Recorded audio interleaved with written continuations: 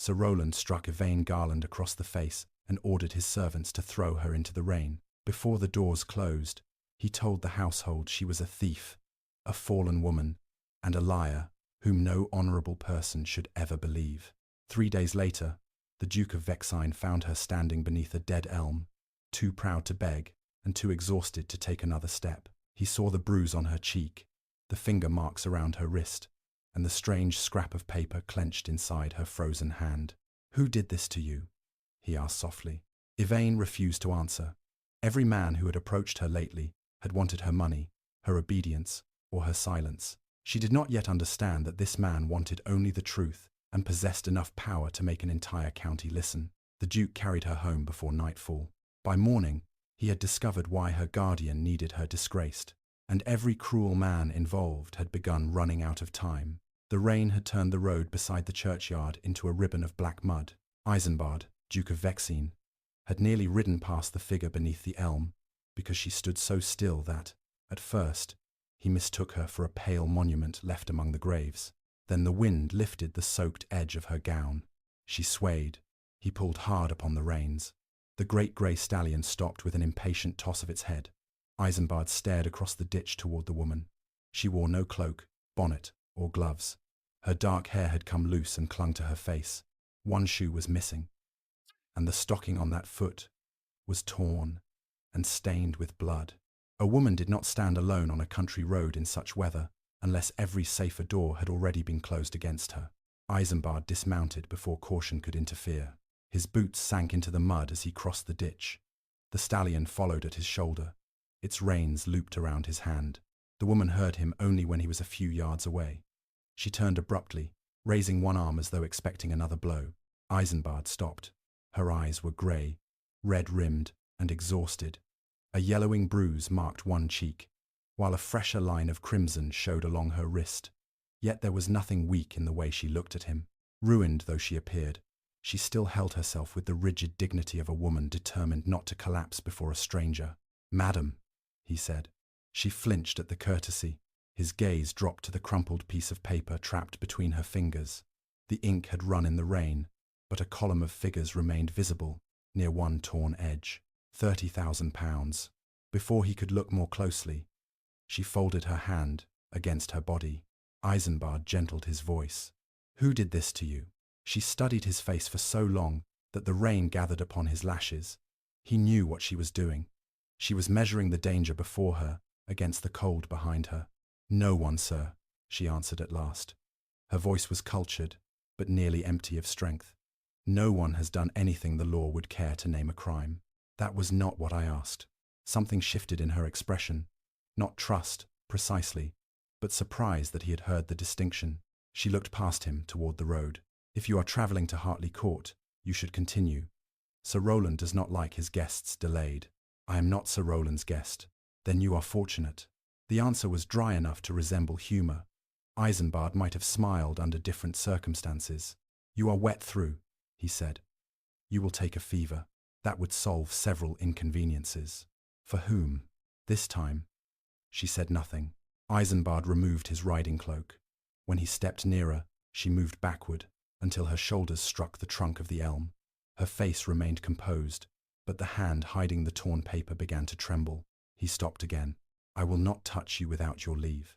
Her gaze lifted to his. "There is an inn at Marlow Cross," he continued. "Its proprietor is a respectable widow named Mrs. Bell. She will give you a private room, hot food, and dry clothing. You need not tell me your name. You need not explain the bruises. But you will not remain beside this road until the cold finishes whatever another person began. You speak as if you have the right to command me. I have been accused of that before. Who are you?" "Eisenbard Vexine." The name alone did not immediately reach her. Then she noticed the ducal crest on the stallion's bridle and the heavy signet ring upon his hand. Her posture changed. "The Duke of Vexine? So my creditors assure me." She glanced northward, toward the distant boundary of his estate. "I thought Vexine Hall had been closed. It has been neglected." "That is not quite the same thing. You have not visited the county in years." 2 years and 4 months. The suspicion in her eyes sharpened. Why return today? The question was sensible enough that it pleased him. Because my steward has been writing letters designed to irritate me. He finally succeeded. And you expect me to believe that chance brought you to this road? No. Chance brought me to the road. Your condition caused me to stop. She lowered her eyes to the mud. You should not have. Why? Because the men who put me here will not thank you for taking me away. I have survived the displeasure of men greater than those who throw injured women into storms. You do not know who they are. No, he said. But I am beginning to dislike them. The faintest movement touched her mouth and disappeared. A violent shiver passed through her body. That ended his patience with the rain. Mrs. Bell's Inn is 5 miles south. Vexine Hall is 3 miles north. You may choose either destination, but you will choose now. I cannot go to an inn. Why not? I have no money. I did not ask whether you had money, and if someone recognizes me, then… Vexine Hall. Her head rose quickly. You cannot take an unknown woman into your home. It is an enormous house. We may go days without encountering one another. She almost laughed, but the sound broke before it formed. I have been called worse things than unknown, Your Grace. Not by me. That silenced her. Eisenbard stepped closer and held out the cloak. This time, he did not attempt to place it upon her shoulders. After a long hesitation, she took it herself. The heavy wool swallowed her slight frame. The garment still held the warmth of his body, and her eyes closed for one unguarded second as that warmth reached her. When she opened them again, there were tears in them. I cannot repay you. I have not sent an account. You will. Do you always assume kindness conceals a price? Her fingers tightened around the cloak. Experience recommends it. The words were neither bitter nor dramatic. That made them worse. Eisenbard turned toward his horse before the anger rising in him frightened her. You cannot walk 3 miles. I have walked farther. Not today. He lowered the stirrup and waited. She stared at the stallion. I have never ridden such a horse. Boreas is vain but not unkind, a quality I have failed to find in many gentlemen. As though understanding the compliment, the stallion lowered its great grey head toward her. Evane lifted one uncertain hand and touched the white mark between its eyes. Boreas stood perfectly still. He likes you, Eisenbard said. He does not know me. Perhaps he is a better judge than the county. Pain flashed across her face. Eisenbard regretted the words immediately. Before he could apologize, the sound of wheels came from the direction of Hartley Court. The woman went rigid. A black carriage appeared through the rain, moving fast enough to throw mud from beneath its wheels. 2 mounted servants rode behind it in Hartley livery. Evane stepped backward. They have come for the paper. Her voice had changed. The exhaustion was gone, replaced by unmistakable fear. Eisenbard looked at the scrap hidden inside her fist. What is it? I do not know. I found it among my father's old account books. Sir Roland tried to take it from me, and failed. I hid it in my sleeve. The carriage was less than a quarter mile away. Eisenbard placed one hand on Boreas's saddle. Then you may explain it at Vexine Hall. I cannot involve you. You already have. She shook her head fiercely. Your Grace, listen to me. Sir Roland Hartley is my guardian. He controls my father's estate, my allowance, and every document connected to my inheritance. He told the county I stole a brooch from his wife. My fiancé has broken our engagement. The servants who raised me will not even open the gate. If those men find me with you, they will say what? Her face colored despite the cold. That I found another protector before the first scandal had cooled. Eisenbard's expression hardened. And would that lie be worse than leaving you here to die? To them? Yes. I did not ask what it would be to them. He stepped close enough that she could hear him above the approaching wheels. What would it be to you? Evane looked at the carriage, then at the road leading north. Her lips trembled, but when she spoke, her voice was clear. It would mean, I had chosen to live. Then choose. The carriage rounded the final bend. Evane slipped the wet fragment of paper into the Duke's gloved hand. Keep this, she whispered. If they take me back, do not give it to them. Eisenbard closed his fingers around it. No one is taking you anywhere. He lifted her onto the saddle. She was lighter than he expected, and the realization filled him with fresh anger. He mounted behind her, drew the cloak securely around her body, and turned Boreas toward Vexine land. A servant rode ahead of the Hartley carriage. Stop, the man shouted. That woman is a thief. Eisenbard did not move. The rider approached, clearly intending to seize Boreas's bridle. Only when he came within several yards did he recognize the ducal crest. His confidence faltered. "Your Grace," he said, pulling his horse to a clumsy halt. "I beg your pardon. We were sent to recover Miss Garland." Recover her. She stole property from Sir Rowland Hartley and fled his protection. Evane's body stiffened against Eisenbard. The Duke's voice became quiet. "I found Miss Garland outside Sir Rowland's boundary without a cloak, without money, and with injuries upon her face and wrist. Is that what Hartley calls protection?" The servant looked toward the carriage for assistance. Its door opened, and a broad man in a dark coat descended. Eisenbard recognized Mr. Caleb Morrow, Sir Rowland's steward, a man whose letters had often appeared beside suspicious figures in the Vexine estate accounts. That interested him. Morrow removed his hat. "Your Grace, this is an unfortunate private matter. Miss Garland has not been well since the collapse of her engagement. She is confused and prone to invention. Sir Rowland is deeply concerned for her safety." Was he concerned when he put her outside? Morrow's eyes flicked toward Evane. She left of her own accord. A tremor ran through her, but she turned in the saddle. "You watched him order the door locked behind me." The steward's face did not change. "You see, Your Grace, she has begun imagining persecution." Eisenbard felt Evane shrink as though she had been struck again. He laid one hand over hers beneath the cloak. It was a small gesture, but Morrow saw it. "Miss Garland is under Sir Rowland's lawful guardianship," the steward said. "He requires her immediate return." "She is 22, Eisenbard replied. "Her fortune remains in trust. Her fortune is not her person." Morrow's jaw tightened. "I must insist." The Duke looked at him fully then. Years spent commanding soldiers, breaking predatory creditors, and dismissing ambitious politicians had taught Eisenbard how to make silence more threatening than rage.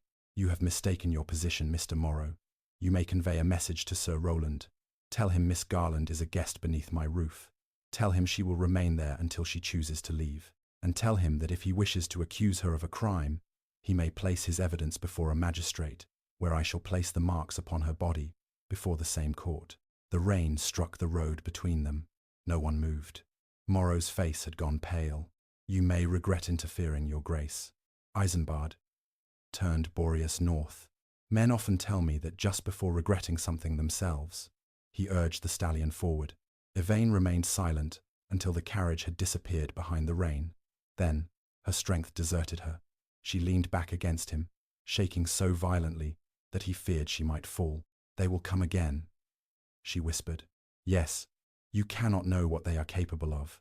"No," Eisenbard said, feeling the wet paper inside his glove. "But they have been kind enough to show me where to begin."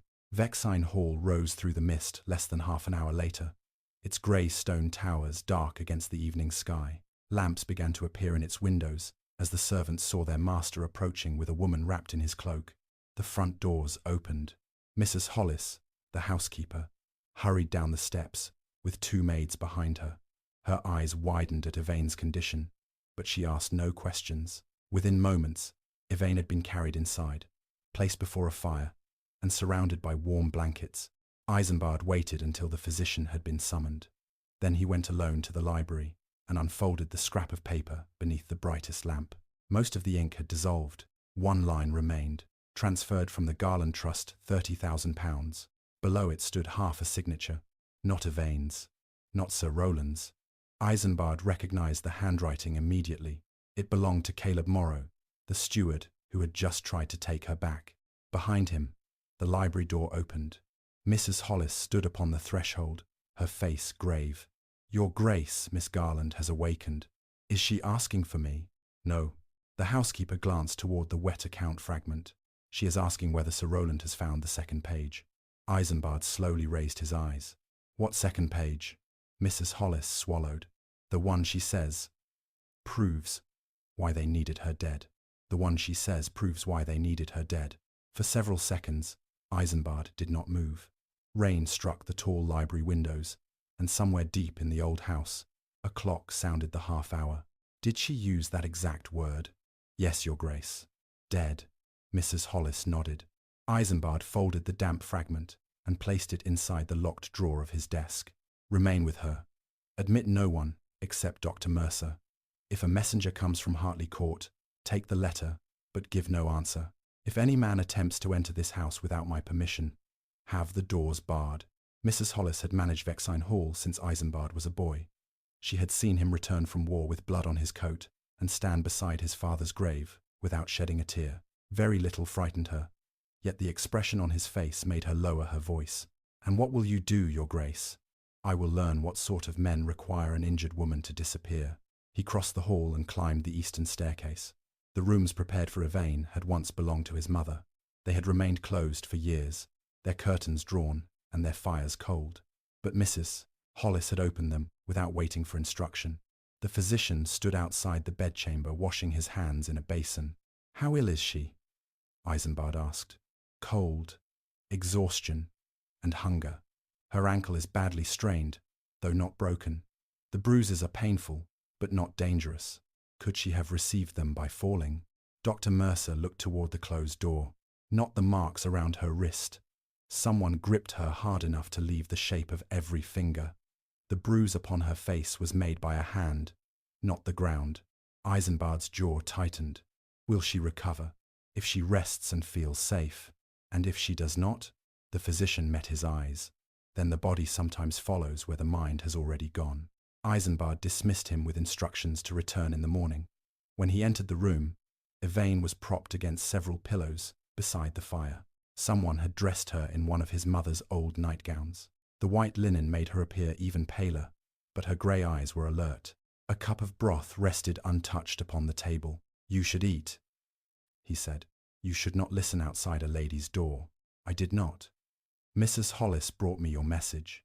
Her fingers tightened around the coverlet. "The second page." "Yes." "Did Sir Rowland's men find it?" "I do not know. You will have to tell me where it was." Evane looked toward Mrs. Hollis, who understood the silent request, and withdrew, closing the door behind her.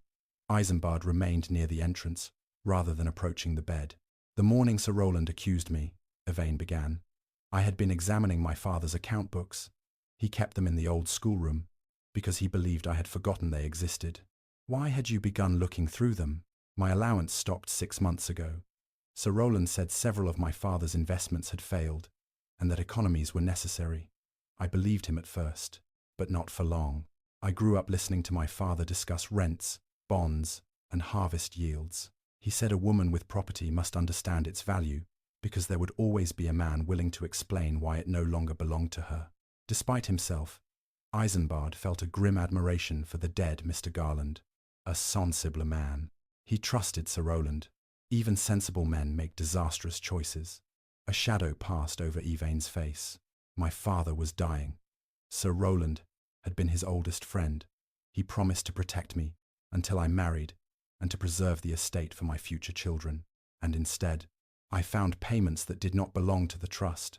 At first they were small, £500, then 800, then 2,000. Each was described as an investment, but no interest was ever returned. The money always passed through the same private account. Morrow's, yes, but the signature authorizing each payment appeared to be Sir Rowland's. Appeared. Evane turned her face toward the fire. My father taught me to recognize a man's hand, not merely his name. Sir Rowland presses too heavily upon the first letter. The signatures in the ledger were close enough to deceive a clerk, but not close enough to deceive someone who had read his letters for 10 years. So, Morrow forged them. I thought so, until I confronted Sir Rowland. What did he say? He did not deny signing them. That surprised Eisenbard. Then why use a forged hand? I do not know. Perhaps Sir Rowland began the theft, and later allowed Morrow to continue it. Perhaps one of them intended to blame the other if the accounts were examined. But when I asked to see the complete trust records, Sir Rowland became frightened. Frightened men reveal themselves. He told me young ladies had no business questioning their guardians. The next day, Julian Fenn arrived. The name was familiar. Julian Fenn was nephew and expected heir to Lord Ashcombe, a wealthy but elderly landowner whose estate stood 15 miles east of Vexine. Your former fiancé. Evane nodded. We had been engaged for 7 months. Julian said he wished to speak privately before our marriage arrangements were announced. A note brought me to a small music room at Ashcombe House. When I entered, he locked the door. Eisenbard's hands slowly curled at his sides. Did he harm you? Not in the way you mean. He poured wine, spoke too intimately, and prevented me from leaving when I asked. Then the door opened. Lady Ashcombe stood there, with 3 guests and 2 servants. A compromising scene prepared in advance. Yes, Julian pretended to be shocked by my presence. He claimed I had summoned him and begged him to betray our engagement. Why would anyone believe such nonsense when he was already free to marry you? They did not know we were formally engaged. Sir Roland had insisted upon secrecy until the marriage settlement was completed. Julian announced before the witnesses that he had considered proposing to me, but could no longer do so after my shameless behavior. Eisenbard understood the elegance of the trap. With no public engagement, Julian could present himself as the victim rather than the betrayer. Evane would appear to have pursued a respectable man into a private room. How much did Hartley pay him? Her eyes widened. You believe Julian was paid. A man does not arrange the ruin of a woman he intends to marry unless he has been promised something he values more than the marriage. I heard Sir Roland mention £300 during an argument with Morrow. I did not understand what it meant. Now we do. £300, she whispered. Was that all my name was worth to him? Eisenbard crossed the room before remembering his promise not to approach without invitation. He stopped several feet from the bed. It was not the value of your name. It was the price of his own. Evane lowered her eyes, but not before he saw the tears gathering there. What happened after Ashcombe House? He asked. By the time I returned to Hartley Court, the story had already reached the household. Sir Roland accused me of disgracing his protection. Then Lady Hartley's sapphire brooch was discovered beneath my mattress. Placed there by whom? Morrow searched the room. Morrow found it. Convenient. I demanded that Sir Roland examine the accounts and told him the accusation was designed to silence me. That was when he struck me. The room seemed to grow smaller. Eisenbard had seen men beaten on battlefields and had ordered punishments that left soldiers unable to stand. Yet the image of Sir Roland striking this exhausted woman produced a colder fury than open violence ever had. Who witnessed it? Morrow and 2 footmen. Neither will speak against him. They may speak when given a reason. You do not understand. Sir Roland owns their homes. Their families depend upon him. Then I shall give them a better reason. She looked at him searchingly. You speak as if this is now your battle. It became mine when Hartley's steward threatened me upon my own road. That is pride, not justice. The accusation should have offended him. Instead, it almost pleased him. Perhaps it is both. For the first time, Evane looked at him without fear. The change was slight, but he felt it. What was written on the second page? He asked. Her expression closed again. It listed the properties my father placed in trust. Beside each property was a sum borrowed against it. The total was nearly £30,000. The amount on the fragment. Yes. At the bottom, there was a note in Morrow's handwriting. It said the accounts must be settled before the Garland marriage. Your marriage would end Sir Roland's control of the trust and expose everything he had taken. So he paid Julian to destroy the engagement, ruined your name to prevent another proposal, and accused you of theft so that no court would believe your evidence. Evane gripped the blanket. The note also referred to Wilmermere. Eisenbard knew the property. It was a modest but valuable estate bordering the western edge of Hartley Land. Your father's estate, my inheritance. If Sir Roland has borrowed against it, he could lose everything when the loans are called. The tenants would lose their homes. Families who served my father for years would be put out because I failed to protect what he left. You did not fail them. I discovered the truth too late. You discovered it while surrounded by men determined to conceal it. There is a difference. Her composure finally cracked. I had the page in my hand when Sir Roland entered the schoolroom. He tried to take it from me, but I tore it in 2. I pushed one piece into the old atlas on the desk and hid the other in my sleeve. He found the ledger, but not the fragment, and the part concealed in the atlas contains the list of properties and Morrow's note? Yes. Why did you say it proved they needed you dead? Her gaze remained fixed upon the fire. I did not mean murdered, Your Grace. Not at first. The last 2 words chilled him. What changed? The night before they cast me out, I heard Morrow speaking to Sir Roland in the library. Sir Roland said they should send me to a distant relation in Scotland. Morrow answered that distance would not be enough if I still remembered what I had seen. Eisenbard waited. Then Morrow said, "Accidents happen easily to women who travel alone." The fire snapped between them. Did Hartley object? He told Morrow not to speak so plainly. Not refusal, not outrage. Only caution about the words. Eisenbard turned toward the door. "Where are you going?" "To Hartley Court." Evane threw back the coverlet and tried to rise. Pain shot through her injured ankle, and she caught the bedpost to keep from falling. Eisenbard crossed the distance in 2 strides. He caught her by the arms, then immediately loosened his grip when terror flashed across her face. "I am sorry," he said. The apology came awkwardly. He could not remember the last time he had offered one. Evane's breathing slowed. "You cannot go there tonight." "I can. They will destroy the page the moment you ask for it. Then I shall not ask." "What will you do?" "Whatever is necessary." "That is not an answer." "It is the only one I have." She studied him, then slowly sat back upon the bed. "Sir Roland keeps a pistol in his desk." "So do I." "Morrow carries a knife." "I have met knives before." "And if they deny everything?" "They will." Denial is useful. A man who believes himself safe often reveals more than a frightened one. Evane reached for his sleeve. It was the first time she had touched him willingly. "Please." The single word stopped him more effectively than a command. "If you confront them now, they will know how much I told you. They will change the accounts, frighten the servants, and remove whatever proof remains. You may be powerful, but power cannot recover evidence after it has burned." Eisenbard looked down at her hand upon his coat.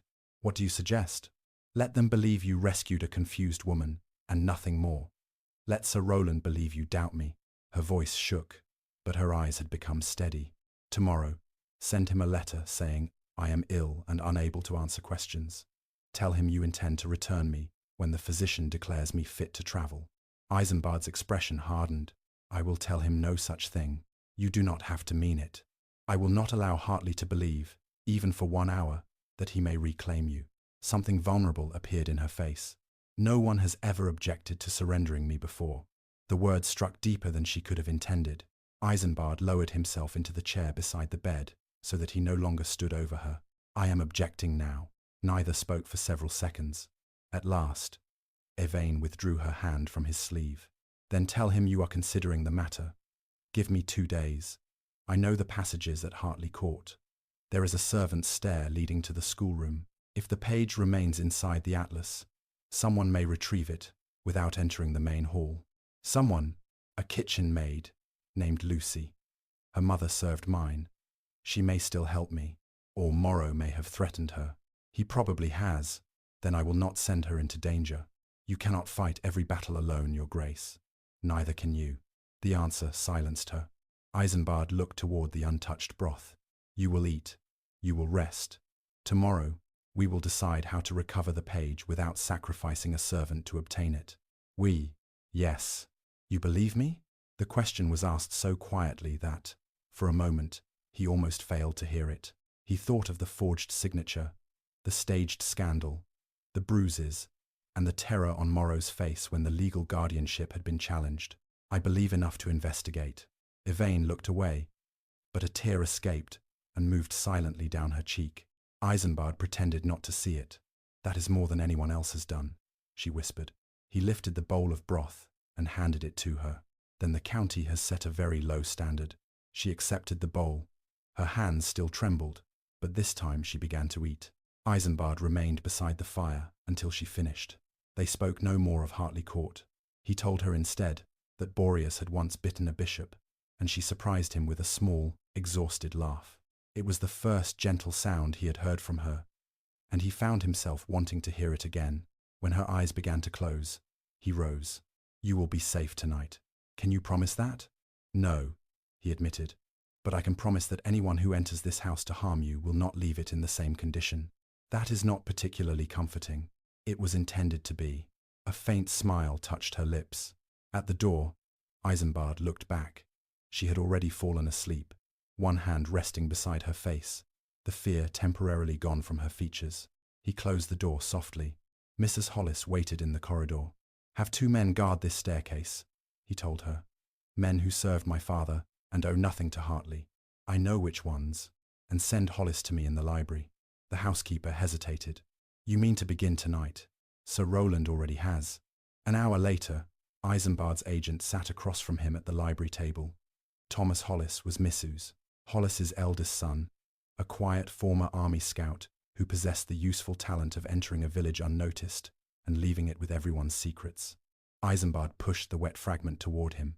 I want every debt attached to Sir Roland Hartley, every mortgage upon his land, and every creditor who has received money from Caleb Morrow during the past 5 years. That may take time. You have 2 days. Hollis examined the fragment. And the second half? Hidden inside an atlas at Hartley Court. Do you want it retrieved? I want to know whether it is still there before anyone attempts to touch it. Hollis nodded and rose. At that moment, the sound of hoofbeats came from the drive. Both men turned toward the window. A rider stopped beneath the portico. Moments later, the butler entered, carrying a sealed letter upon a silver tray. Delivered from Hartley Court. Your Grace. Eisenbard broke the seal. The message was brief. Your Grace, Miss Garland is dangerously disturbed and has stolen documents belonging to my household. For her protection and your own reputation, I require her return by noon tomorrow.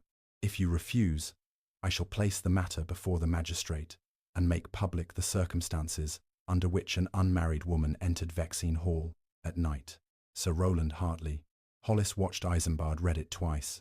What will you answer? The Duke carried the letter to the fire and held one corner above the flame. Nothing. Before he could release it, he noticed a second impression beneath Sir Roland's seal. Faint, but unmistakable. Someone had sealed the letter once, opened it, and sealed it again. Eisenbard moved back to the lamp. Bring me the fragment. Hollis placed the damp paper beside the letter. The half-signature upon Evane's scrap and the distorted impression beneath Sir Roland's seal shared the same unusual curve, an elongated serpent-like stroke crossing the final letter. It was not Morrow's mark. Eisenbard had seen it before, on correspondence from Ashcombe House. Julian Fenn's correspondence. Sir Roland's letter had been opened and examined by Evane's former fiancé before it ever left Hartley Court. Hollis leaned closer. Why would Fenn be there tonight? Eisenbard folded the letter carefully. Because 3 men who claim to have acted separately are still working together. A floorboard creaked outside the library. Hollis reached beneath his coat. Eisenbard extinguished the lamp. The library door opened an inch, then stopped. A gloved hand appeared through the gap. Something small rolled across the floor and came to rest against the carpet. The smell reached Eisenbard before he saw the smoke. Oil. The intruder had not come to steal the evidence. He had come to burn Vexine Hall while Evane slept upstairs. The flame caught the edge of the carpet before the library door had fully closed. Eisenbard overturned the nearest chair and stamped upon the burning cloth. But oil had already soaked through the fibers. Fire raced toward the curtains in a bright orange line. Hollis. The corridor. Hollis tore open the door. A dark figure was running toward the servants' staircase.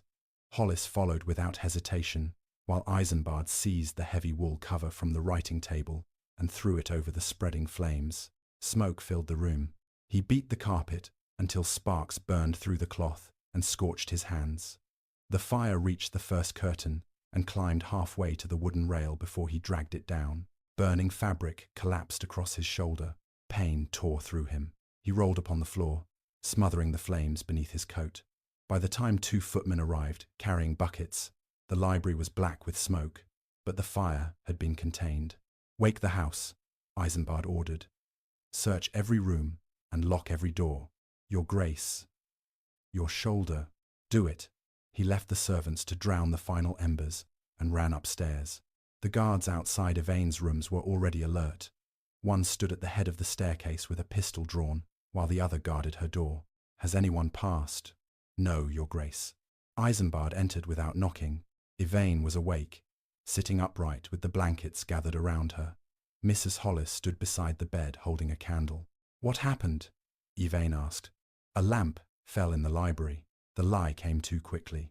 She looked at the soot covering his face and the burned edge of his coat. Lamps do not usually run away afterward. Eisenbard glanced toward Mrs. Hollis. Stay with her. He turned to leave, but Evane called his name. Eisenbard. It was the first time she had used it. Not Your Grace. Not Duke. His name. He stopped. They came because of me. They came because they made a poor decision. You were hurt. He looked at his shoulder. The fabric had burned away near the seam, exposing an angry red mark beneath his shirt. It is nothing. That is what people say when they do not wish to admit they are bleeding. I am not bleeding. You are still avoiding the truth. Even frightened and exhausted, she would not allow him an easy lie. Under other circumstances, it might have annoyed him. Now it steadied him. Someone attempted to burn the library, he admitted. The fire is out. The house is secure. And the paper? Safe. Evane's breath left her slowly. They know you have it. Perhaps. No. They know. Morrow saw me give it to you. He could not have seen clearly through the rain. He sees everything when money is involved. Eisenbard approached the bed. I need you to listen carefully. This was not your fault. I chose to bring you here. I chose to confront Morrow on the road. Whatever follows belongs to the men who began it, and to me, because I have decided to finish it. You will not carry their guilt merely because they have placed you at the center of their crime. You speak as though guilt obeys reason. It must be taught. Her eyes dropped to his burned shoulder. Who taught you? No one. The answer slipped out before he could stop it. Evane looked at him differently then, as though beneath his title, cold manner, and considerable authority, she had glimpsed a wound he preferred to keep hidden. Footsteps sounded in the corridor. Hollis entered, breathing hard. A thin cut crossed his forehead. Did you catch him? Eisenbard asked. No. He reached the lower passage and escaped through the old west entrance. A horse was waiting beyond the kitchen garden. Did you see his face? Only for a moment. Young, dark-haired, dressed like a gentleman, rather than a servant. Julian, Evane whispered. Hollis looked toward her. Mr. Fenn? He knows Hartley Court's servants' passages, and he visited Vexine Hall once with Lord Ashcombe, when my father was alive. He could know this house. Eisenbard remembered the second seal upon Sir Rowland's letter. Did the intruder leave anything? This. Hollis held out a torn black glove. One finger had caught upon the iron latch as the man fled. Evane stared at it. I have seen that stitching. Where? Eisenbard asked. Julian has his gloves made by a French tailor in Bath. He said the silver thread inside the wrist was his private mark because ordinary gloves embarrassed him. Hollis turned the glove over. Along the inner seam, a single line of silver thread caught the candlelight. A small piece of evidence, but enough to place Julian Fenn inside Vexine Hall on the night someone attempted to destroy Evane's paper. Eisenbard took it. Wrap this in clean cloth. No one touches it again. Hollis nodded. Should I summon the magistrate? Not yet. Evane looked sharply at him. Why? Because Sir Rowland has already threatened to bring the magistrate himself. A guilty man does not usually invite the law, unless he believes the law belongs to him. The local magistrate is his cousin, Evane said. Mr. Barlow dines at Hartley Court every Thursday. Then we will not place our first proof in Mr. Barlow's hands. Eisenbard turned to Hollis. Double the guards. At first light, ride to London. Go to Mr. Palmer, my solicitor. Tell him to begin tracing every transaction connected to the Garland Trust and Wilmermere. He is to use no local clerk and send no letter through the county post. And Sir Rowland's debts. Buy them. Hollis stared at him. All of them. Every note, mortgage, unpaid bill, and private obligation bearing his name. Use separate agents so he does not know one man is gathering them. That could cost a fortune. I possess one. Evane's face changed. You cannot spend your money on this. I am not spending it. Hartley's debts will remain debts. I am merely changing the person to whom he owes them. And when you hold them, I will decide whether he deserves mercy. The way he said the last word made clear that mercy was not likely. Hollis left to carry out the orders. Mrs. Hollis guided Eisenbard toward a chair. Sit down before you fall down and create twice the work for everyone else. I am perfectly capable of standing. You were also perfectly capable of allowing a doctor to examine that burn. Yet here you are. Evane lowered her eyes to hide the beginning of a smile. Eisenbard noticed. You find this amusing? A little. Mrs. Hollis has been insolent since my childhood. And you have needed it for just as long, the housekeeper replied. She cut away the scorched cloth around his shoulder. The burn was painful but shallow. While Mrs. Hollis applied salve, Evane watched in silence. No one had watched over Eisenbard in years. The attention made him strangely uncomfortable. When the bandage was tied, Mrs. Hollis gathered the ruined cloth. "I will bring tea. Neither of you is sleeping soon." After she left, the room fell quiet. Eisenbard remained in the chair near the fire. Evane lay back against the pillows, but did not close her eyes. "Julian was not always cruel," she said, eventually. Eisenbard looked at her. "You need not defend him." "I am not defending him. I am trying to understand how a man who once brought books to me when I was ill could set fire to a house, knowing I slept inside it. Perhaps he assumed the fire would be discovered before it spread. That does not make it better. No, he used to speak of our future. He said we would restore Wilmermere together. He chose names for children we did not yet have." Her voice remained calm, but Eisenbard heard the grief beneath it. She was not mourning the man Julian had proven himself to be. She was mourning the man she had believed existed. "Did you love him?" he asked. She took a long time to answer. "I loved the safety I thought he offered. I loved the idea that, once married, I would no longer be under Sir Rowland's power. Perhaps I confused gratitude with love. That is easily done when a person is desperate." "Have you ever done it?" "No one has offered me safety." The answer sounded harsher than he intended. Evane studied the rigid line of his shoulders. "You have a title, money, and enough power to make men tremble, yet you speak as if you have never felt safe. A fortress is not the same as safety." For the second time that night, she seemed to see more than he wanted to show her. "What happened to you?" she asked. Eisenbard looked toward the fire. "My mother died when I was 9. My father considered affection a weakness and trained it out of his household. By 16, I had learned that needing another person gave them a weapon. By 20, I was very difficult to injure and very difficult to know. That was the intention." Evane drew the blanket higher. "Then why did you stop for me?" He could have said duty. He could have said curiosity or outrage. All three were partly true. Instead, he answered honestly, "Because you looked as though the world had finished with you, and you were still standing." Something fragile passed between them. Mrs. Hollis returned with tea before either could speak again. She set the tray upon the table, ordered them both to drink, and then withdrew to supervise the guards. Evane wrapped her hands around the warm cup. "What happens now?" "At dawn, I will send Sir Rowland a message." "What will it say?" "That you are under my protection and will not be returned. He will carry out his threat. Let him. He will tell the county I entered your house willingly in the middle of the night. You entered half-conscious and nearly frozen. That will not be the version repeated in drawing rooms. Then I will provide them with a more interesting subject." "What subject?" "My involvement." Evane frowned. "I do not understand. Scandal survives when respectable people can whisper without consequence. If Hartley publicly accuses you, I will publicly demand that he produce his evidence. Every person who repeats his story must then choose whether to accuse the Duke of Vexine of sheltering a criminal. You would risk your name for mine. My name has survived worse. Mine has not." He set down his cup. "That is precisely why yours must be restored." By morning, the rain had stopped. Mist lay across the Vexine lawns, while the household examined doors, windows, and passages for signs of the intruder. The servants discovered muddy footprints near the west entrance, and a length of rope hidden beside the garden wall. A second horse had waited there, suggesting the man had not acted alone. Eisenbard sent Hollis to London before breakfast. Then he wrote a brief reply to Sir Rowland. "Miss Garland will remain at Vexine Hall by her own choice. If you possess lawful evidence against her, present it openly. Until then, any man who attempts to remove her will answer to me. Vexine." He sealed the message and summoned the same Hartley servant who had delivered the threat. "Place this directly into Sir Rowland's hand." The servant bowed, but Eisenbard did not dismiss him. "You were at Hartley Court when Miss Garland was expelled." The man's face lost colour.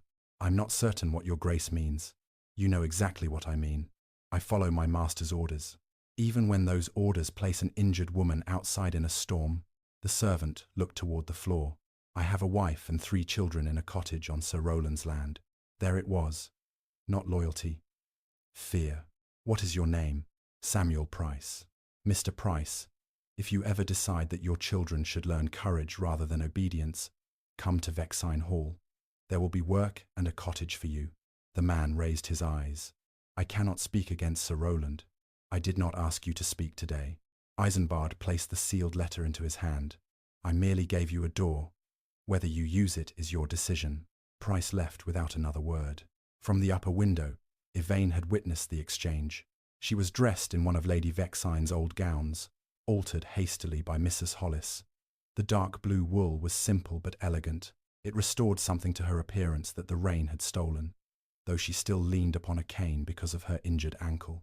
You offered him employment, she said when Eisenbard entered the morning room. I offered him a choice. He may tell Sir Roland. I expect he will. Then Sir Roland will dismiss him. Not yet.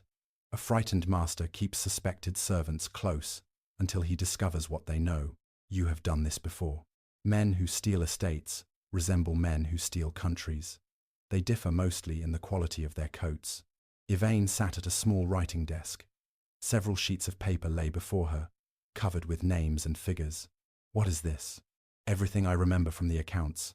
Eisenbard picked up the first page. She had listed the original value of each Garland property, expected rents, mortgages, payments authorized during Sir Roland's guardianship, and the dates on which her allowance had been reduced. The work was precise. You remembered all of this? My father made me copy the annual accounts from the time I was 14. This is not the work of a woman confused by grief. That will not matter if no one sees it. It matters to me. She looked up. I have remembered something else. The atlas containing the second page was not ordinary. My father gave it to me when I was a child. Inside the front cover, he wrote my full name and the date. So even if they remove the page, the atlas connects it to you. If Lucy can retrieve both, I told you we will not endanger her. We may not need to. Evane pointed to a rough drawing of Hartley Court. The old schoolroom has a dumbwaiter connecting it to the pantry below. It has not been used for years, but the shaft remains. A small person could climb it. Eisenbard stared at the drawing. You are not climbing through a dumbwaiter with an injured ankle. I did not suggest myself. Good. I thought you might. He looked at her, uncertain whether she was serious. Evane's mouth curved. You are a powerful duke, but you are not a small person. For one startled moment, Eisenbard laughed. The sound seemed foreign in the quiet room. Evane stared at him, and he realized she had not expected him to be capable of it. Neither had he. Then the doors opened. The butler entered with Samuel Price behind him. The Hartley servant had returned far too soon. His coat was torn at the shoulder, and blood marked his lower lip. Eisenbard rose. What happened? Price closed the doors behind him. Sir Roland read your letter. Then Mr. Morrow struck me and asked what you had promised. Did you answer? I told him nothing. Evane gripped the edge of the desk. Your family. My wife took the children to her sister's cottage last night. I sent word after seeing what they did to Miss Garland. Price reached inside his coat and withdrew a small object wrapped in linen. I cannot testify before the local magistrate. Not yet, but I brought this. He unfolded the cloth. A sapphire brooch lay upon his palm. Evane stood so quickly that the cane fell beside her. That is Lady Hartley's brooch, the one allegedly found beneath your mattress? Eisenbard asked. Yes, Price nodded. Mr. Morrow gave it to me 2 hours before the search. He ordered me to enter Miss Garland's chamber through the servants' passage and place it beneath her bed. Evane stared at him. Why did you keep it? I did not. The brooch they showed Sir Roland was a paste copy. Mr. Morrow kept the real one in his desk, so Lady Hartley would not discover it missing. This morning, while he was questioning me, I saw the drawer open. Price swallowed and placed the brooch upon Evane's list of stolen funds. I took it before I ran. Eisenbard looked at the jewel, then at the frightened servant who had just abandoned his livelihood to bring it. At last, the conspiracy had produced its first living witness. But before anyone could speak, a gunshot cracked outside the window. The glass shattered. Eisenbard threw Evane to the floor as a bullet struck the wall directly above the chair where she had been sitting. Samuel Price staggered backward. Across the mist-covered lawn, a horseman lowered his pistol and turned toward the trees. Eisenbard reached the window in time to see the rider's coat disappear beyond the northern gate. Price's face went grey. I know that horse. Whose is it? Eisenbard demanded. The servant looked toward Evane.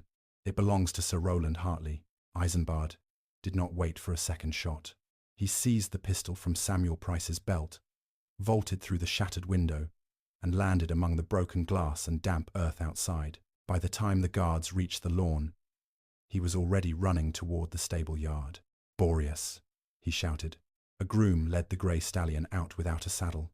Eisenbard caught the mane, swung onto its back, and drove the horse toward the northern gate. Behind him, the alarm bell began to ring. The horseman ahead had nearly reached the woods. Mist swallowed him between the trees, but the prints left by his mount were deep and fresh.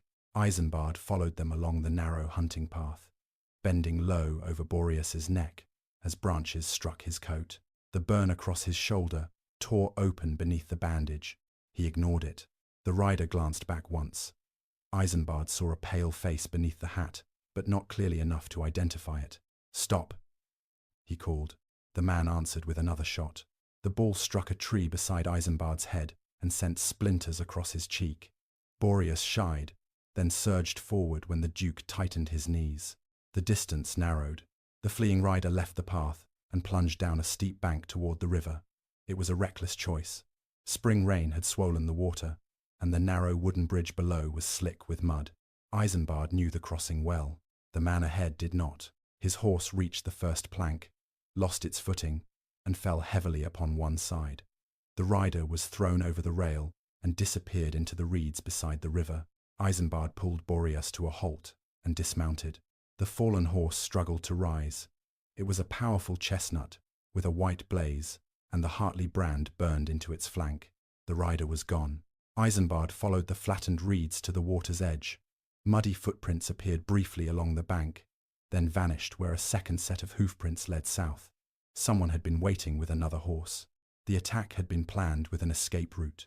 He returned to the chestnut and examined its tack. Sir Roland's initials were stamped into the leather, but the saddle was old and badly repaired. A wealthy baronet did not ride with cracked stirrup straps.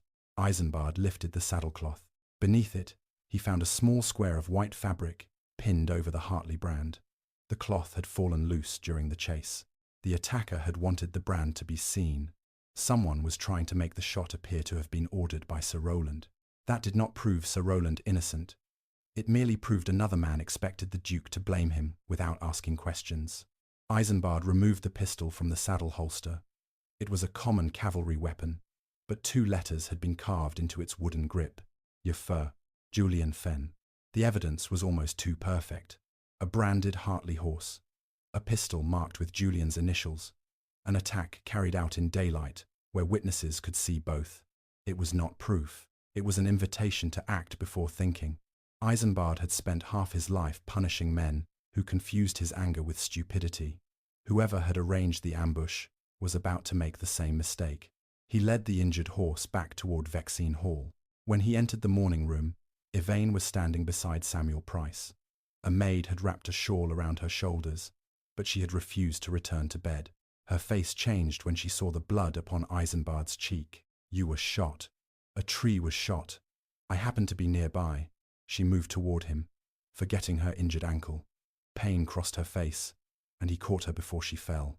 For a moment, they stood too close. Her hand rested against his chest. His arm circled her waist. He could feel the quick rhythm of her breathing and the effort she made not to lean upon him.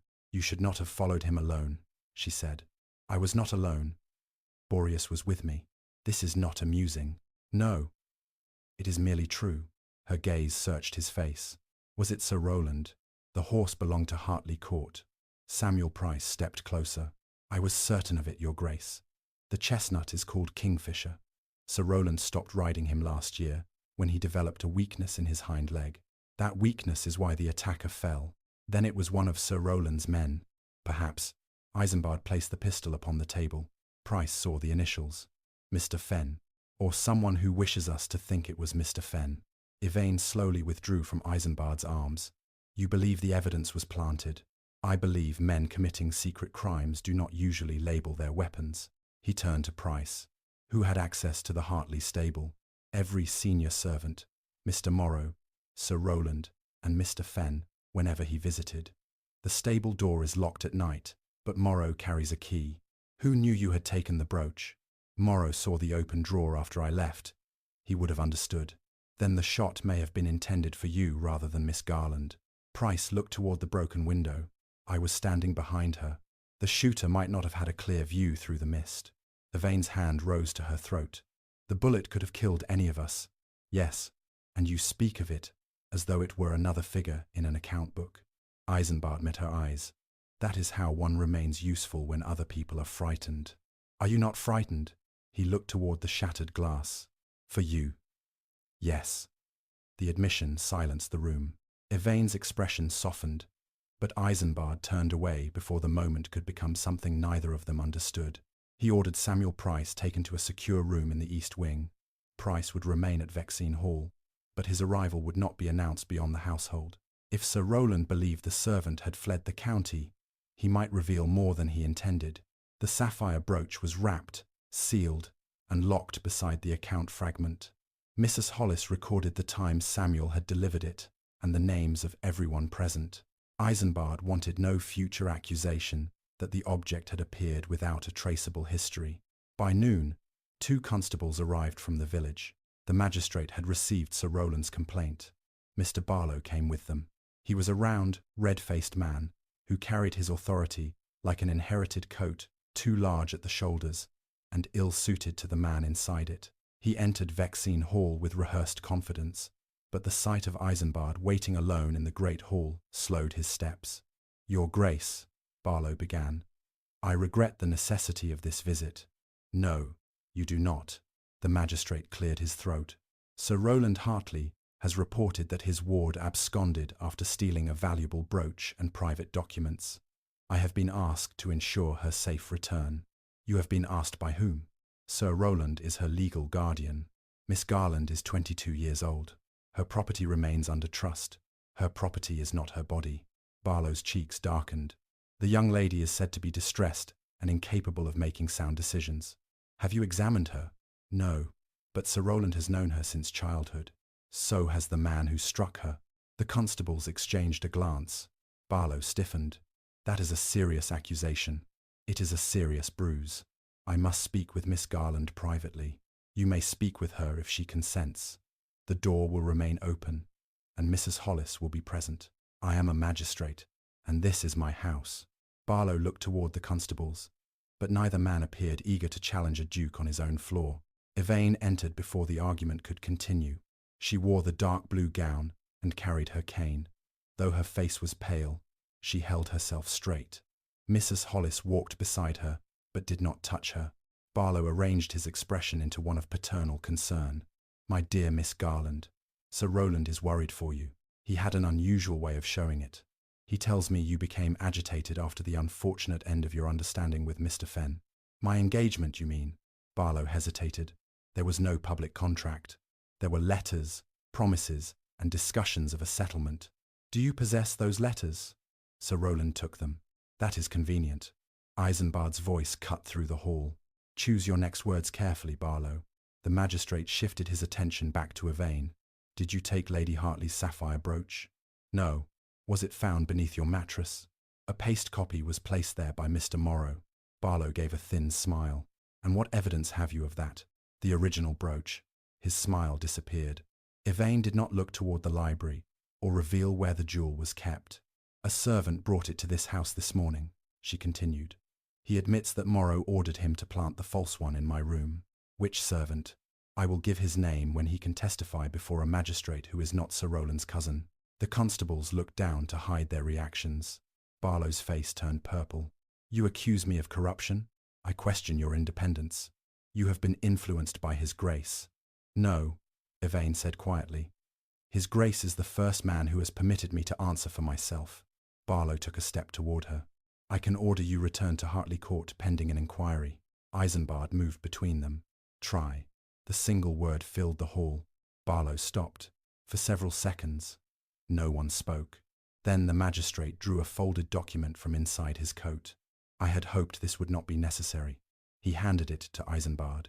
It was an order directing that Evane Garland be returned to the care of Sir Roland Hartley until questions concerning her mental condition and the missing trust documents could be resolved. The order bore Barlow's signature and had been witnessed by 2 men associated with Hartley Court. Eisenbard read it once. This has no authority outside your local jurisdiction. Vexine Hall lies within that jurisdiction. Not entirely. The northern half of my estate belongs to the neighboring district, but Miss Garland is standing in the southern half. Evane's face lost color. Barlow smiled again. I will allow her an hour to gather her belongings. After that, the constables must perform their duty. Neither constable looked pleased by the prospect. Eisenbard folded the order. You arrived remarkably well prepared. Sir Roland anticipated that you might misunderstand the law. No, he anticipated that you would misuse it. An accusation from a duke does not invalidate a magistrate's order. Barlow turned toward Evane. If you resist, Miss Garland, the matter will become uglier than it already is. Come quietly, and Sir Roland may yet show mercy. Her hand tightened around the cane. Eisenbard saw the fear return to her eyes. Not fear of the magistrate, but of the gates closing behind her again. He had money, influence, and land, yet Barlow was correct about one thing. If Eisenbard physically prevented the constables from executing an order, Sir Roland could turn the dispute into a public conflict. Evane would appear to be hidden by a powerful man, rather than protected by one. Worse, she possessed no independent legal household. Until her marriage or the termination of the trust, Sir Roland could continue claiming authority over her property and use that claim to reach her. Barlow bowed. 1 hour, Your Grace. He withdrew with the constables to wait in the entrance hall. The moment the morning room door closed behind them, Evane's strength failed. She gripped the back of a chair. I will go. No. If you resist them, they will say you abducted me. Let them. They will destroy you with the same lies they used against me. They may try. You do not understand what a ruined name costs. Eisenbard looked at her for a long moment. I understand precisely. That is why I will not let them take yours again. What can you do? Barlow has an order. An order based upon Sir Roland's guardianship. Yes, that guardianship ends when you marry. Evane stared at him. The silence grew so complete that the ticking of the mantel clock seemed unnaturally loud. At last, she spoke. I beg your pardon. If you were married, your guardian could no longer demand your return to his household. Your husband would also have the legal standing to call for a complete examination of the marriage settlement and the trust accounts. You are proposing that I marry someone within the next hour. I am proposing that you marry me. Her cane slipped from her fingers and struck the floor. Eisenbard picked it up but did not move closer. Evane's face passed through astonishment, disbelief, and finally anger. You cannot mean that. I rarely say what I do not mean. You found me beside a road yesterday. Yes, you know almost nothing about me. I know you were robbed, falsely accused, and abandoned. I know you protected a servant even when doing so weakened your own position.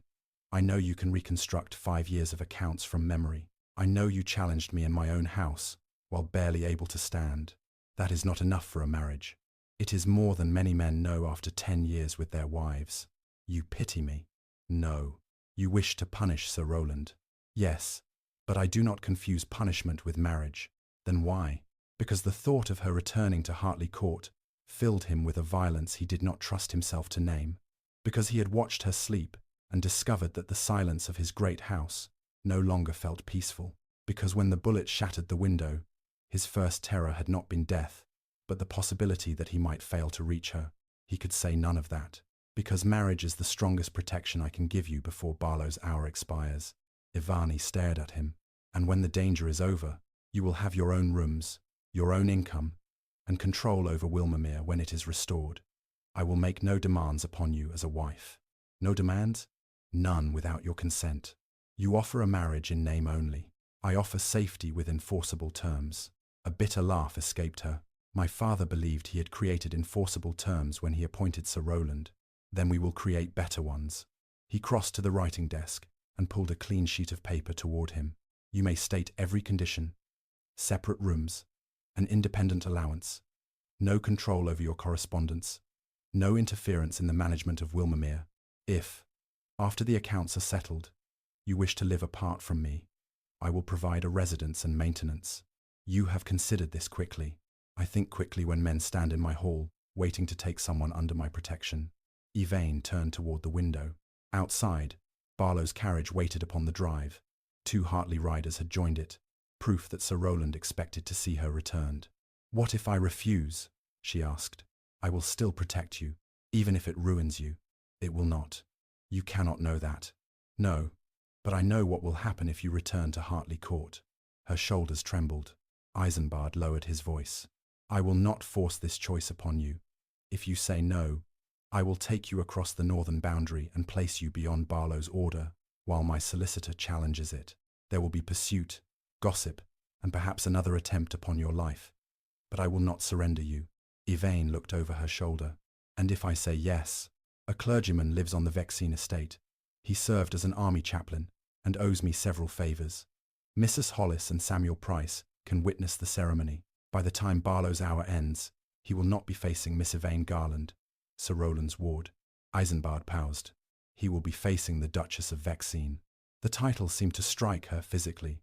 "I have no wedding gown. I do not care. No family to stand beside me. You will have witnesses who chose to believe you. No fortune. You have a fortune. It has merely been misplaced by criminals." She turned fully toward him. "And no love." There it was, the one thing no contract could manufacture. Eisenbard met her eyes. "I will not insult you by pretending love has grown between us in a day, but I can promise respect. I can promise honesty, and I can promise that if you become my wife, no man will ever again put you into the rain while I am alive to open a door." Tears filled her eyes, but she did not let them fall. "You make that sound almost like love." "I would not know." "Neither would I." A knock sounded. Mrs. Hollis entered, holding an old silver watch. 40 minutes remain. Evane looked at the woman who had warmed her, dressed her, and believed her without asking for proof. "If I agree, can the marriage truly be performed in time?" Mrs. Hollis glanced at Eisenbard, then back at Evane. "The chapel is prepared. Reverend Hale is already on his way." Evane raised an eyebrow. "You summoned him before I answered?" Eisenbard did not appear ashamed. "I prefer to be prepared." For the first time since Barlow had produced the order, something like courage returned to her face. She crossed the room and stopped before him. "I have one condition not written upon that paper." "Name it." "You will never use this marriage to silence me. Not in private, not before your servants, and not before the county. If you ask me to trust you, then you must allow me to speak even when the truth is inconvenient to you." Eisenbard thought of his father, who had demanded silence from everyone beneath his roof. "You have my word, and if you break it, you may remind me before witnesses that the Duke of Vexine is a liar." Her mouth trembled with the beginning of a smile. Very well, I will marry you." Mrs. Hollis released the breath she had been holding. Eisenbard offered Evane his hand. She looked at it for several seconds before placing her fingers in his. They had taken only one step toward the door when the butler rushed inside. "Your Grace, there is a problem." "What now?" Reverend Hale's carriage was stopped on the south road. The wheels were broken, and the driver was beaten. Evane's hand tightened around Eisenbard's. "Sir Roland knows." The butler nodded. "And Mr. Barlow has moved the deadline forward. He says the constables will take Miss Garland in 10 minutes. From the entrance hall came the heavy sound of men approaching. Eisenbard looked toward the small chapel at the end of the corridor, then toward the northern windows. The clergyman would not arrive in time. But there was one other person at Vexine Hall, legally empowered to perform a marriage in an emergency, a man whose presence Eisenbard had not yet revealed to Evane. The library door opened. An elderly gentleman in a bishop's black coat stepped into the hall, carrying a travel bag and wearing an expression of profound irritation. "I rode through a storm to visit my godson," he said, "only to find armed constables in his house and a bride waiting without flowers. Eisenbard, must you make every important decision as though you are attacking a fortress?" The Duke's gaze returned to Evane. "Not every decision." Boots struck the other side of the door. "Only the ones I cannot afford to lose." The bishop did not wait for an explanation. He set his travel bag upon a table, removed his rain-spattered gloves, and looked from Eisenbard to Evane. His sharp eyes paused upon her bruised cheek, the cane at her side, and the Duke's hand still wrapped protectively around hers. Then he looked toward the entrance hall, where Mr. Barlow's voice had risen in angry protest. "How much time do we have?" the bishop asked. "Less than 10 minutes, Eisenbard answered. "Then introductions must wait." He turned to Evane and bowed. "I am Nathaniel Pembroke, Bishop of Langford, and Through an error of judgment committed many years ago, godfather to the Duke of Vexine. You once claimed it was your greatest honor, Eisenbard said. I was younger and poorly informed. Despite the danger pressing against the door, Evane almost smiled. The bishop's expression softened when he addressed her again. Young lady, my godson tells me you have agreed to marry him. I must ask you directly whether that decision is freely made. It is. Has he threatened, bribed, or otherwise compelled you? No. Has anyone informed you that he is stubborn, secretive, frequently insufferable, and almost entirely untrained in the ordinary courtesies of marriage? Eisenbard frowned. Is this necessary? More necessary than flowers? Evane looked at the Duke. I have already observed several of those qualities. And you still consent? I do. The bishop studied her face for another moment. Very well. Mrs. Hollis, bring the register. Mr. Price, you will stand as the second witness. Eisenbard, take your bride to the chapel. The entrance hall doors opened before they could move. Mr. Barlow stepped through with the two constables behind him. The hour has not yet passed, Eisenbard said. You have attempted to evade a lawful order by arranging a fraudulent ceremony. The bishop turned slowly. Fraudulent? Barlow stopped when he recognized the black clerical coat and episcopal ring. My Lord Bishop, I did not realize. That is evident. Barlow bowed quickly. I mean no disrespect. This woman remains under the guardianship of Sir Rowland Hartley. She has been accused of theft and may not be competent to consent to marriage. The bishop glanced at Evane. Miss Garland, what is the capital of Portugal? Barlow stared. Lisbon. Evane replied. And what is 9 multiplied by 17? 153. Do you know the name of the man you propose to marry? Eisenbard James Vexine, Duke of Vexine. Do you wish to marry him? I do. The bishop looked back at Barlow. She appears considerably more competent than many people I have married, including 3 members of your own family. One of the constables coughed into his hand. Barlow's face darkened. This is not a matter for humor. No. It is a matter of whether you intend to drag a bruised young woman from a duke's house and return her to the man accused of striking her. There is no proof Sir Rowland struck her. There is no proof she stole anything either. Yet, you arrived with constables. The bishop stepped closer. I have known Eisenbard since infancy.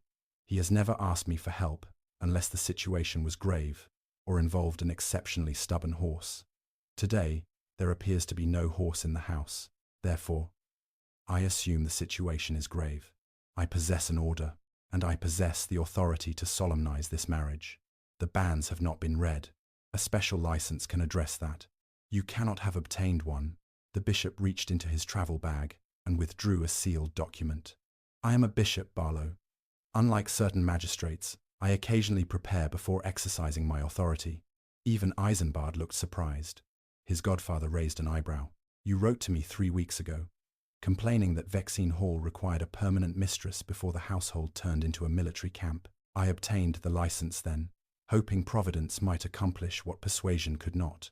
You expected me to marry. No. I expected to spend several months insulting you until you did. The bishop handed the license to Barlow. It names the Duke of Vexine and permits him to marry an unmarried woman of lawful age in his private chapel. Miss Garland is 22, is she not? Yes, Evane answered. Then unless you possess an order forbidding the Duke himself from marrying, kindly remove yourself from the path. Barlow read the document. His fingers trembled. From the drive came the sound of another carriage arriving at speed. Evane looked toward the window. Sir Rowland. The Hartley crest appeared between the stone pillars. The bishop closed his travel bag. Then we should proceed before the groom is tempted to hold the wedding in the entrance hall, merely to improve the audience. Eisenbard was tempted. He looked at Evane. Are you certain? She gazed through the window at the carriage from the house that had cast her into the rain. Fear remained in her eyes, but it no longer controlled them. I am. He offered his arm. She placed her hand upon it. The chapel stood at the eastern end of Vexine Hall. It was small and old, with dark oak pews, pale stone walls, and a single stained glass window above the altar. Sunlight broke through the departing clouds just as they entered, casting blue and gold across the aisle. There were no flowers, music, or wedding guests. Mrs. Hollis had brought a sprig of white rosemary from the kitchen garden and placed it in Evane's hand. For remembrance, she whispered. Evane's eyes filled with tears. No member of her family stood beside her. No friend had helped her dress. She wore a borrowed gown and leaned upon a cane. Yet as she walked toward the altar, every person in the chapel had chosen to be there. That fact mattered more than splendor. The bishop opened his book. Before he could begin, fists struck the chapel door. Evane! Sir Roland's voice echoed through the corridor. The Duke's hand tightened at his side. Evane looked at him. Do not leave. It was not fear speaking. It was a reminder of his promise.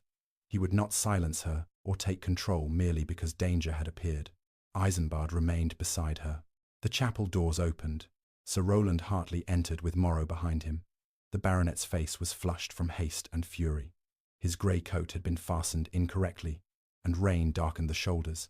You will stop this madness at once. The bishop closed his book. You are interrupting a sacred ceremony. I am preventing the abduction of my ward. Evane faced her guardian. I was not abducted. Sir Roland barely looked at her. You are confused. This man has taken advantage of your distress. He found me after you put me outside without a cloak. I did not put you anywhere. You fled after stealing from my wife. The original brooch is inside this house. For the first time, Sir Roland's confidence broke. Morrow stepped forward. She is lying. Evane looked at him. Samuel Price brought it. Morrow's expression turned cold. Price is a thief and a fugitive. He is also a witness. Sir Roland's eyes moved toward Eisenbard. What have you promised my servants? A home in which they are not ordered to plant evidence beneath women's beds. This is an outrage. No, Eisenbard said. This is the beginning of an accounting. Sir Roland pointed toward Evane. She possesses no fortune. Whatever her father left has been consumed by failed investments and necessary expenses. If you marry her, you gain nothing but scandal and debt. Evane flinched. Eisenbard saw it and understood what Sir Roland was attempting to do. He could no longer legally seize her, so he would persuade the Duke that she was worthless. You misunderstand me, Eisenbard said. I am not marrying her for what she possesses. Then you are a greater fool than the county believes. Perhaps, but I am a fool with enough money to purchase every debt you have hidden from your neighbors. Sir Roland went still. Morrow's head turned sharply toward him. The reaction confirmed more than an admission would have done. Eisenbard stepped closer. You did not think I knew about the mortgage upon Hartley Court, or the £18,000 owed to the City and Mercantile Bank, or the bills scattered across 4 counties, under names you believed no one would connect. You have no right to examine my affairs. You examined hers. Sir Roland's mouth opened, but Eisenbard did not allow him to speak. You stole her inheritance. You paid Julian Fenn to ruin her engagement. You permitted evidence to be planted in her room. When she asked for the truth, you struck her and put her into a storm. That is absurd. Then you will have no objection when my solicitor opens the Garland Trust. Morrow moved toward the door. 2 Vexine guards blocked his way. The bishop looked over the top of his book. If the argument is concluded, I should like to marry these 2 before another creditor or criminal arrives. Sir Roland pushed past him. Evane, listen to me. If you marry this man, you will never be welcomed at Hartley Court again. The cruelty of the threat lay in its appeal to the frightened girl she had once been, the orphan, who had spent years trying to earn a place in a house that never intended to love her. Evane's fingers tightened around the rosemary. Then she looked directly at Sir Roland. The last time I left Hartley Court, you ordered the gates locked behind me. Do not pretend now that returning would be a privilege. A brief silence followed. Eisenbard saw something change within her. Sir Roland saw it too. The power he had held over her for years was gone. You ungrateful little fool, he said. He raised his hand. The movement was quick, born from habit and fury. He had struck her before and expected everyone around him to accept it. His hand never reached her. Eisenbard caught his wrist. The Duke did not shout. He did not need to. If you ever raise a hand to her again, I will forget every restraint my title requires. Sir Roland tried to pull free. Eisenbard tightened his grip until the older man's face twisted with pain. Do you understand? Yes. I did not hear you. Yes, Your Grace. Eisenbard released him. Sir Roland stumbled backward into Morrow. Evane looked at the Duke's hand, then at his face. He had protected her without speaking for her. It was the first test of the promise she had demanded. and he had kept it. The bishop pointed toward the rear of the chapel. You may remain and witness what you failed to prevent, or you may leave quietly. You will not interrupt again. Sir Roland's pride would not allow him to retreat. He stood at the back of the chapel, breathing heavily, while Morrow watched with the cold stillness of a man recalculating every danger. The bishop resumed the ceremony. Eisenbard and Evane faced one another. The vows were simple, but nothing about the moment felt simple. When Eisenbard promised to honor and protect her, his voice carried through the chapel with the weight of an oath made before battle. When Evane repeated her own vows, she did not promise obedience. The bishop, whether by accident or design, did not ask it of her. Eisenbard noticed. So did Sir Roland. The Duke placed a plain gold ring upon her finger. It had belonged to his mother and had been fetched from the family vault by Mrs. Hollis. The band was slightly too large, so Evane curled her hand to keep it from slipping. With this ring, Eisenbard said, I give you my name and everything that name can command. Her eyes rose to his. And what does it command? She whispered. For the present, a locked door, several frightened magistrates, and one extremely opinionated bishop. A soft laugh escaped her before she could stop it. The bishop's mouth twitched. I now pronounce you husband and wife. The words changed the room. Evane Garland, orphaned ward and accused thief, no longer stood beneath Sir Roland's authority. Before witnesses, the law, and the man who had cast her out, she had become the Duchess of Vexine. The bishop closed his book. You may kiss your bride.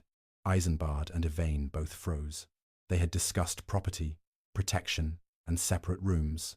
Neither had spoken of this. He lowered his voice. You may refuse. Sir Roland was watching from the back of the chapel, waiting for the smallest sign that the marriage was false. Evane understood. She stepped closer. You promised no demands without my consent. Yes, you have my consent. Eisenbard touched her face with a care that surprised them both. His fingers avoided the bruise upon her cheek. Then he bent and kissed her. He intended it to be brief. Instead, the moment stretched. Evane's hand rose to his coat. For one heartbeat, she leaned into him not as a frightened woman seeking protection, but as a bride choosing to answer the tenderness she had been shown. The chapel, the witnesses, and the men at the door seemed to disappear. When Eisenbard drew back, Evane's eyes remained closed for a second longer. The kiss had not been part of their agreement. That made it more dangerous than anything else they had done. The bishop cleared his throat. An adequate beginning. Colour rose into Evane's face. Eisenbard turned towards Sir Roland. You came to reclaim your ward. She no longer exists. Sir Roland stared at the ring upon Evane's hand. This marriage will not save either of you. No, Eisenbard replied. The truth will do that. You have no truth. You have the accusations of a woman who deceived her fiancé, stole from her guardian, and entered a stranger's house in the night. She entered my house after I found her injured upon a public road. Your version. My word against yours. Sir Roland's face tightened because he understood what that meant. A duke's word carried farther than a baronet's, especially when supported by witnesses and visible injuries. You think your title makes you untouchable? No. It merely gives me the reach required to touch you first. The bishop frowned. Eisenbard. The duke's tone remained calm. I refer to the law, of course. No, you did not. Sir Roland turned to Evane one final time. When this man grows tired of playing the rescuer, remember that you chose him over the only family you had. Pain crossed her features, but she did not look away. You were never my family. You were merely the man my father trusted. Sir Roland recoiled as though she had struck him. Then he left the chapel. Morrow followed, but as he passed Evane, he leaned close enough that only she and Eisenbard could hear. The second page is already gone. Evane's face changed. Morrow smiled. You should have remained silent when you still had something left to protect. Eisenbard moved, but Morrow had already stepped beyond the chapel doors. The magistrate and Hartley servants surrounded him before the Duke could stop him without creating a public brawl. Within moments, the carriages had left Vexine Hall. Evane stood motionless near the altar. The atlas, she whispered. They found it. They found it. Perhaps Morrow is lying. He knew about the second page. I never told anyone at Hartley Court where I hid it.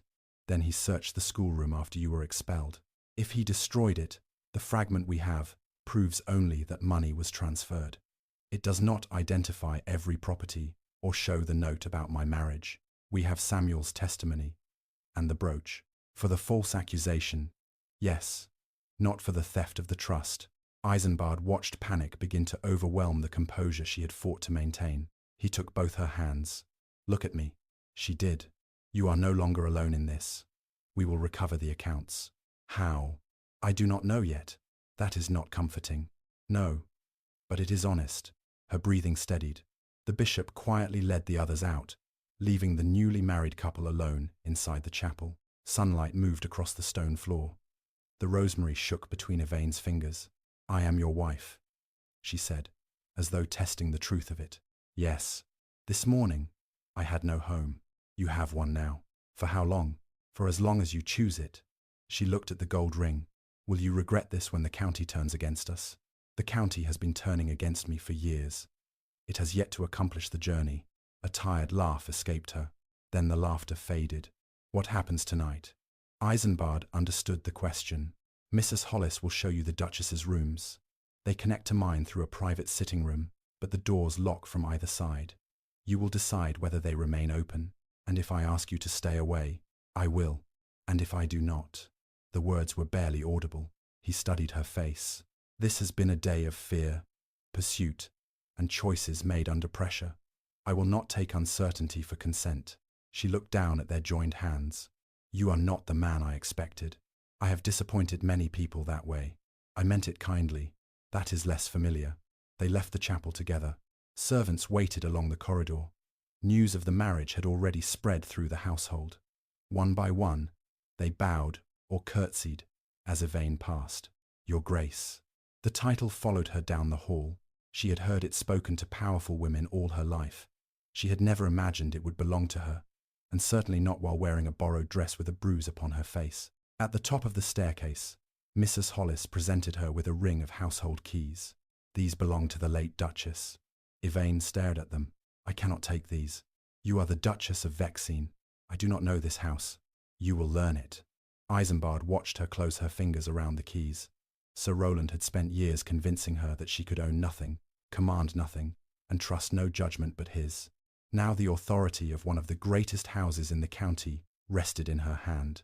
It was only symbolic for the moment, yet symbols could become truths when given time.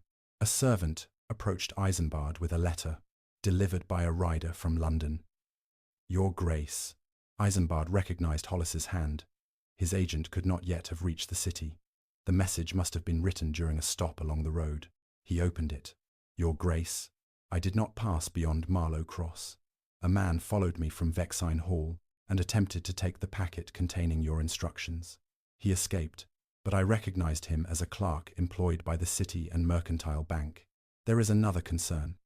Before I left the county, a messenger from the same bank arrived at Hartley Court, carrying notices of immediate foreclosure. Someone has called Sir Roland's largest debt 3 weeks before its agreed date. The signature authorizing the demand is not yours. It belongs to Miss Evane Garland. Eisenbard read the final sentence twice. Evane saw his expression. What is it? He handed her the letter. She read it, and all color drained from her face. I signed no such document. I know, but if the bank has a foreclosure order bearing my name, Sir Roland can claim I attempted to seize Hartley Court in revenge. And if the signature is accepted as lawful, the tenants may be removed before we challenge it. Evane lowered the paper. Someone is using my name to destroy both Sir Roland and me. Eisenbard looked toward the drive where the Hartley carriage had disappeared. The trap was larger than the stolen Garland fortune. Sir Roland believed he controlled it. Morrow believed he could erase it. Julian Fenn had profited from it. But another hand was moving the debts, forging Evane's name, and forcing every guilty man toward ruin before any of them could confess. Someone did not merely want Evane silenced. Someone wanted Hartley Court seized and intended to make the new Duchess of Vexine appear responsible. Evane read the letter once more, forcing herself to examine every word instead of yielding to fear. The bank claims I authorized the foreclosure. Yes, then we must see the document. Eisenbard reached for the bell. She caught his wrist. No more messengers. He looked at her hand, then at her face. The man who followed Hollis knew he was carrying your instructions. She continued. Someone inside this house may be passing information. Every instinct in Eisenbard rejected the suggestion. The servants of Vexine Hall had belonged to his family for years. Several had served his father, and some had known Eisenbard since childhood. But loyalty was not inherited merely because furniture and silver were. Mrs. Hollis selected the guards herself. I trust Mrs. Hollis. That does not mean I trust every person who heard the alarm, saw Hollis depart, or watched us enter the chapel. You have been Duchess of Vexine for less than an hour, and are already questioning my household. You promised I could speak when the truth was inconvenient. A reluctant admiration moved through him. So I did. Then do not send another letter. If the bank possesses a document bearing my name, we should go there ourselves. Your ankle is injured. It will remain injured whether I sit in this room or ride in a carriage. You have not slept properly in 4 days, and if the foreclosure is carried out tomorrow, the tenants may lose the homes their families have occupied for generations. Eisenbard considered arguing further. Then he saw that beneath her exhaustion stood the skill Sir Roland had tried to erase. Evane was not merely the victim of stolen accounts. She understood them, and she had already identified discrepancies that experienced clerks had ignored. If the signature was forged, she might see what no one else could. We leave in 30 minutes, he said. Her surprise was almost comical. You agree. I am capable of reason when given sufficient encouragement. You have been my wife for less than an hour and have already become impertinent. I was impertinent before the ceremony. You married me with full knowledge of the defect. He found himself smiling. 30 minutes. Mrs. Hollis prepared a travelling dress, a dark cloak, and sturdier shoes. Before leaving, Evane inspected the locks upon the library windows and asked that the fragment, brooch, glove, and pistol be moved from Eisenbard's desk. Where? Mrs. Hollis asked. If there is a traitor inside the house, the library will be searched first. The housekeeper nodded. Evane looked at the ring of household keys resting upon her palm. One key was older than the others and marked with a small crown. What does this open? The late Duchess's jewel vault. Is it empty? Almost. His Grace moved the principal jewels to London after his mother died, then placed the evidence inside it. Eisenbard watched from the doorway. Why there? Because whoever searches for stolen accounts will look inside desks, safes, and document chests. A man seeking paper is less likely to search a duchess's unused jewel vault. Mrs. Hollis's expression warmed. Your mother would have approved, Your Grace. Eisenbard looked away. I suspect my mother would have hidden it beneath the bishop's mattress and waited for the thief to explain himself. From the hall, Bishop Pembroke called that his hearing remained excellent. For the first time in years, laughter moved through Vexine Hall on a day that should have been ruled by fear. The sound followed Evane to the carriage. They travelled without ducal colours and took only 2 guards. Eisenbard did not want Sir Roland to know their destination. The road to the nearest branch of the City and Mercantile Bank passed through Marlow Cross before turning east toward the county town. Evane sat opposite him, holding Hollis's letter upon her lap. For several miles, neither spoke. The strangeness of their new relationship had settled between them. They were husband and wife, yet knew less of each other than many people knew of a neighbour. The memory of the chapel kiss remained in the silence, too real to dismiss and too sudden to understand. Evane looked at his bandaged shoulder. You should have allowed Dr. Mercer to examine that again. You should have remained in bed. You are changing the subject. I am demonstrating that neither of us accepts sensible instruction. She leaned back against the seat. Was your mother happy at Vexine Hall? The question surprised him. Sometimes. That is not an answer. It is the only truthful one. Evane waited. Eisenbard looked out at the passing hedgerows. My father married her for land. She knew that before the wedding, but she believed affection might grow afterward. It did not. Was he cruel? Not with his hands. She understood the distinction. He believed indifference was more civilized than cruelty. He never raised his voice. He merely entered a room and made every person inside it feel foolish for having needs. And your mother? She filled the house with music, guests, and flowers whenever he was away. When he returned, everything became quiet again. That is why the house has remained closed. He looked at her. You see too much. I had years of practice noticing danger before it spoke. The answer carried no accusation, but it reminded him of the life she had endured. She died after a winter illness, he said. My father removed her belongings within a week. Mrs. Hollis hid the keys to her rooms so he could not empty those as well. And you never opened them. Not until Mrs. Hollis placed you there. Evane lowered her eyes. I am sorry. I did not know. You needed the rooms more than the dead did. That sounds very much like something a man says when he is afraid to admit a memory matters.